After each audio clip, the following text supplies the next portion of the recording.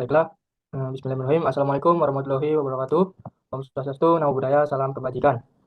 Di sini kami akan mempresentasikan tugas berpikir kritis dengan mengangkat suatu judul dari studi kasus kita, yaitu dengan judul Judi Online Makin Marak di Kalangan Anak Muda. Pakar UGM sarankan perlunya edukasi literasi keuangan.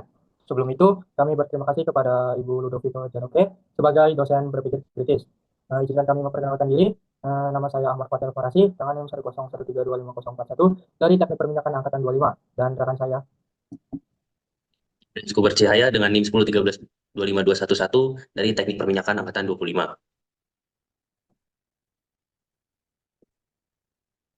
Jadi studi kasus yang kita ambil yaitu dengan judul Judi Online Makin Marak di Kalangan Anak Muda, pakar UGM sarankan perlunya edukasi literasi keuangan. Di sini uh, kita akan mengambil studi kasus itu mengimplementasikan ke elemen berpikir kritis dan standar berpikir kritis. Yang pertama kita akan mulai dengan elemen berpikir kritis. Sebelum kita memulai, berikut tentang studi kasusnya. Untuk elemen berpikir kritis, yang pertama ada tujuan yang berisi menganalisis penyebab maraknya judi online di kalangan anak muda, serta merumuskan solusi pencegah melalui edukasi literasi keuangan dan peran institusi pendidikan. Lalu yang kedua ada pertanyaan. Yang pertama, mengapa judi online semakin marak di kalangan mahasiswa dan generasi muda? Yang kedua, apa dampak judi online bagi individu, masyarakat, dan negara? Yang ketiga, mengapa edukasi literasi keuangan dianggap penting sebagai solusi? Lalu yang ketiga ada poin informasi. Yang pertama, data PPATK menunjukkan transaksi judi online mencapai 327 triliun pada tahun 2023. Lalu yang kedua, sekitar 2,37 juta orang terjerat judi online, 80% berasal dari kelompok ekonomi menengah ke bawah. Lalu yang ketiga, ada sebanyak 960.000 pelajar dan mahasiswa terlibat dalam judi online. Lalu yang keempat, 60% pelaku berasal dari generasi milenial dan generasi Z. Lalu ada yang keempat, yaitu simpulan awal yang berisi judi online marak karena akses yang mudah, rendahnya literasi keuangan, serta lingkungan sosial yang permisif terhadap praktik perjudian. Lalu yang kelima ada konsep, yang pertama tentunya judi online, yang kedua literasi keuangan, yang ketiga ada gambling, yang keempat ada opportunity, yang keempat ada misalokasi anggaran rumah tangga. Lalu poin keenam ada asumsi. Yang pertama, anak muda belum memiliki kemampuan pengelolaan keuangan yang baik. Yang kedua, edukasi yang tepat dapat menurunkan minat terhadap judi online. Yang ketiga, teknologi tanpa pengawasan dapat berdampak negatif. Lalu yang ketujuh ada implikasi. Yang pertama, peningkatan masalah ekonomi, kesehatan mental, dan kriminalitas. Lalu yang kedua ada kerugian negara akibat hilangnya potensi dana produktif. Yang ketiga, ancaman jangka panjang terhadap stabilitas ekonomi nasional. Lalu yang terakhir, yang kedelapan ada sudut pandang lain atau point of view. Yang pertama, sebagai masyarakat menganggap judi online sebagai hiburan atau jalan cepat memperoleh uang.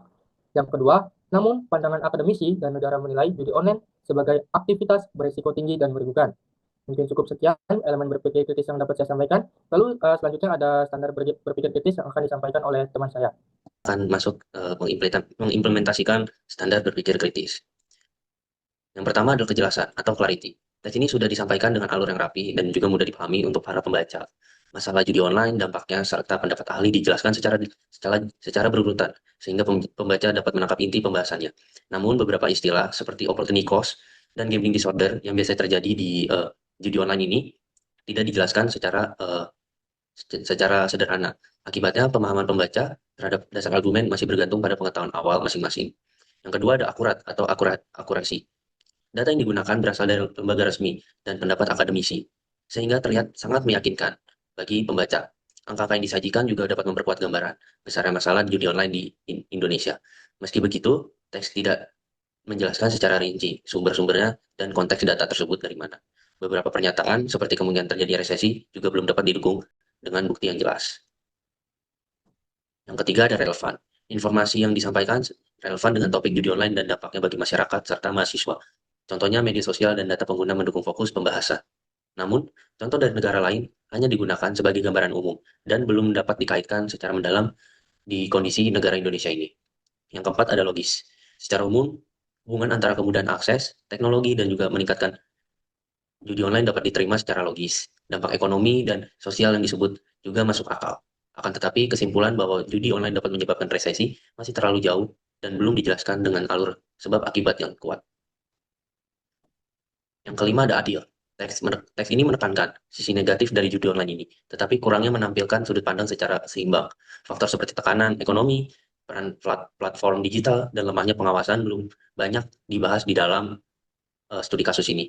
Hal ini dapat membuat analisis cenderung menyalahkan perilaku individu, bukan melihat masalah secara lebih menyeluruh.